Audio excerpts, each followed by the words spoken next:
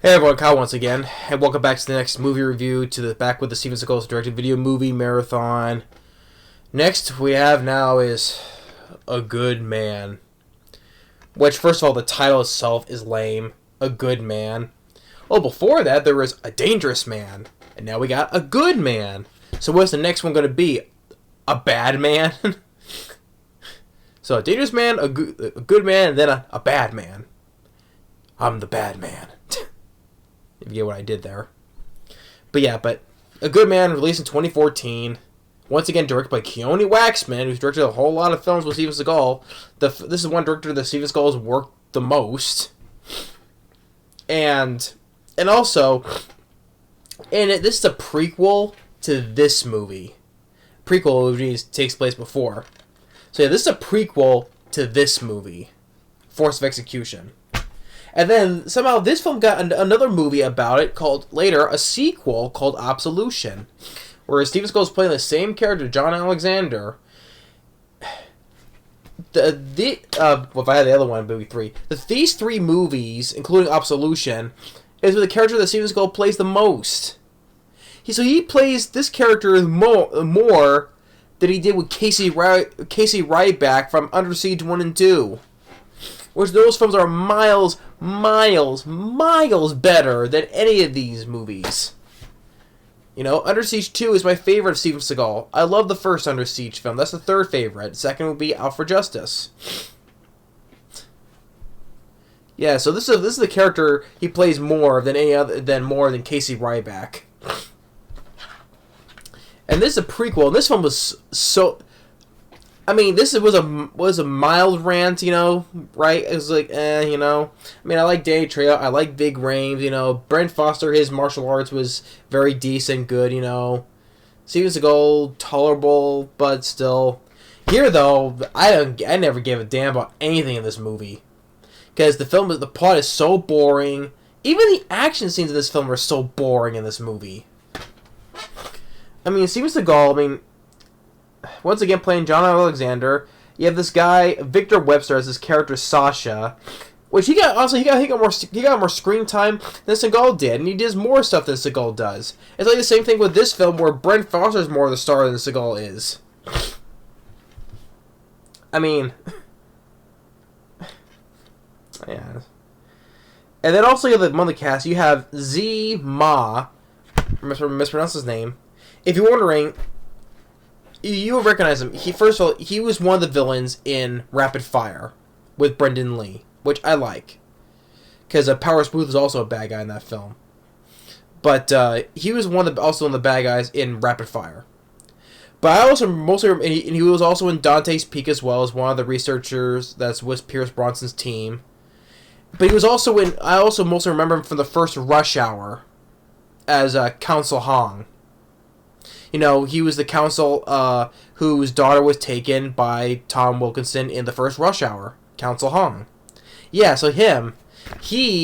Which he's also who sent Jackie Chan to come help him, right? Because he knows him.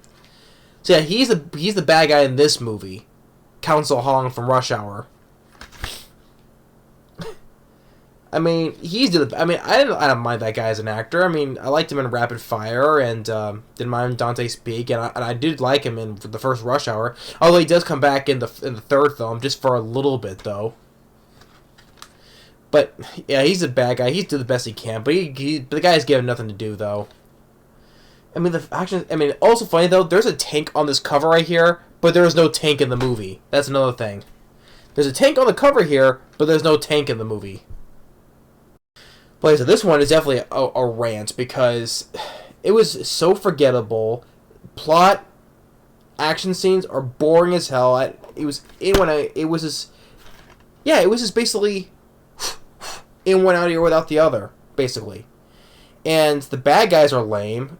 I mean, it was Russian. You have some Russian mobster gangsters, and then you have Tzi Ma as the bad guy.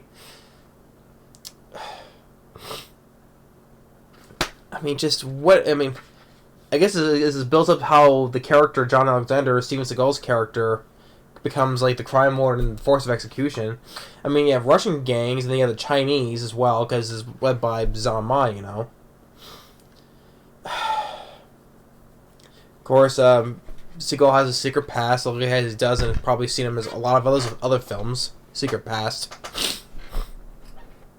I mean, the guy, Victor Webster. His fights are not that bad though, but it's not much to run home about.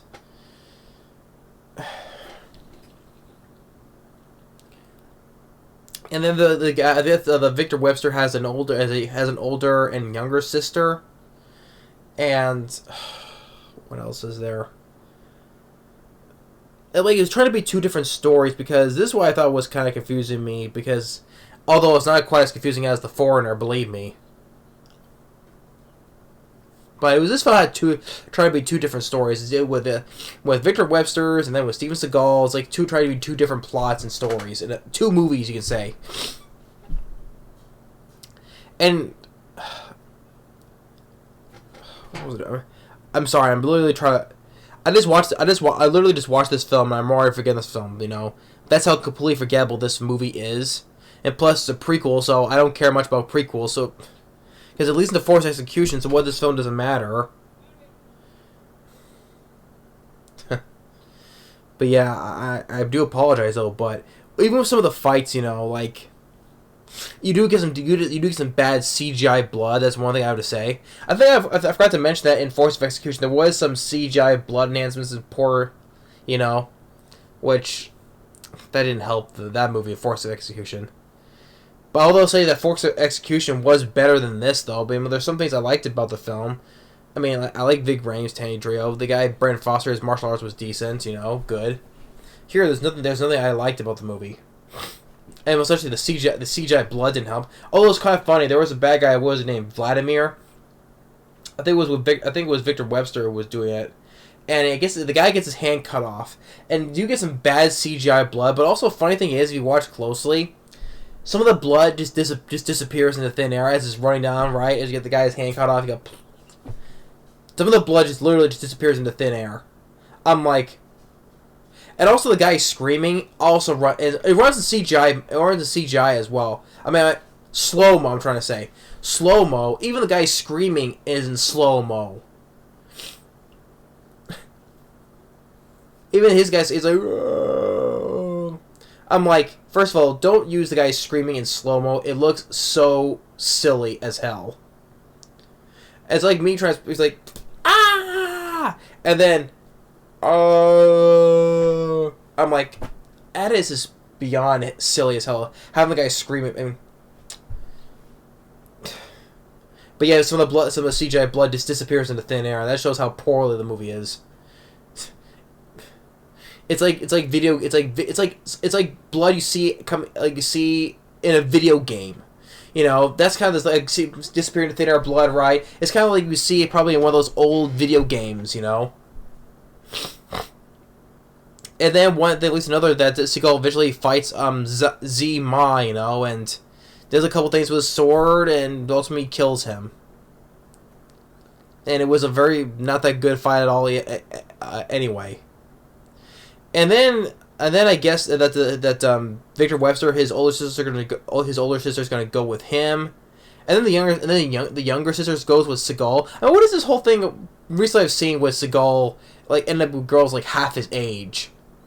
Oh, I know the whole thing with the whole women thing. I know I've said this before with the whole women thing. I know, but still, I mean, what is this whole thing with with women being with Seagal that are half his age? And it ends with him starting up again to him making out with the woman before the film fades to black. I'm like, you're gonna end it like that? I'm like, that is just like creepy as hell. And which it is creepy as hell. I mean, like, yeah, it looks like Steven Seagal's gonna get it on with the younger sister before facing. You have this kind of music that's supposed to be, oh, it's so innocent and sweet, right? No, that's just freaking creepy. Okay. And the thing is, like I said, this film gets two more movies. Seagal's playing the same character that no one even asked for. I'm sure probably. With this film and Absolution, do any people even remember that these are connections to Force of Execution? No, probably not. I mean, Steven Seagal. I mean, there probably wasn't even as bad dub. There probably wasn't even bad dubbing or stunt or fight doubles I've noticed from the compared to all the previous ones I've watched though. But that doesn't mean anything in this film. This film is a big pile of nothing.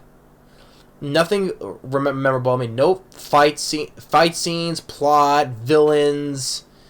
Nothing memorable or is forgettable or just nothing about it. I mean, Tzi Ma, I liked him in Rush Hour though, but he's wasted in this film. I mean, Keoni Waxman, do fucking better. I mean, jeez.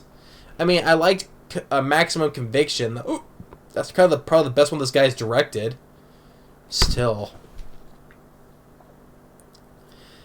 What am I supposed to say? If I don't remember much about the movie, it's forgettable. It was that forgettable I couldn't remember. That's how bad this movie is. Bad CGI blood, and something like just disappears into thin air when it cuts the guy's hand off. And screaming slow-mo was just beyond silly. And then with the creepy ending, you know, Seagal with a young woman half his age, with this is music, and they're gonna make out, you know, right? Ends before a face to black, you know, for the credits. I'm like, jeez, that's one of the creepiest endings of the Steven Seagal movie marathons of his direct-to-video films I've seen.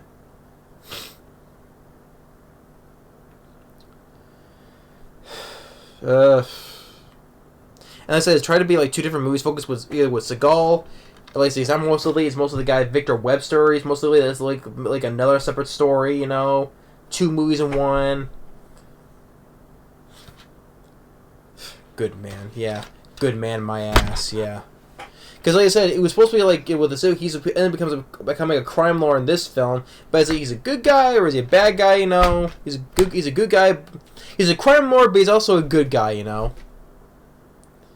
It's like he said at the end of this movie, he is a dinosaur. Yeah, you are. You know, it's like you are a dinosaur. Don't make any more direct-to-video movies, right?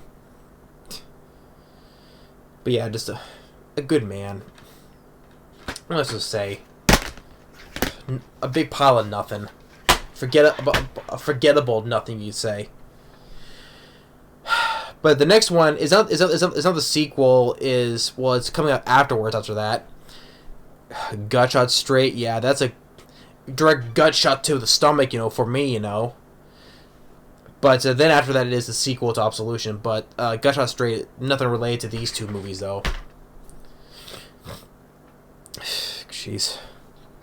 Listen, how much a toll this reviewing all these movies has taken a toll on me, but I'm still keep on going though, cause for you guys. Yeah, but you know, it's gonna be a big sign of relief after I'm finished with all these. So, but yeah, but that's a good man. My ass, a good man. You're, you know, fat man, yeah. Oh, I've said it before in the past during these Seagal movies, okay? With the whole McDonald's joke I keep on saying about, come on, okay? I'm sure that no one has ever said that about Seagal, okay? How he is nowadays, okay? Although I rather watch. Speaking of the name Fat Man, I rather watch that Christmas one with Mel Gibson easily over this, or any of these movies I've seen. Fat Man with Mel Gibson. That's where he plays Santa Claus. Speaking of that Fat Man, I'd rather watch that than any of these movies. Although I'd rather pick Violent Night, though. Much better killer Santa Claus, basically, over Fat Man was. I like Violent Night. Just rather talk about the films in this movie. But yeah, that's a review of A Good Man. Thanks for watching. Stay tuned for more, and we'll see you next time. Later.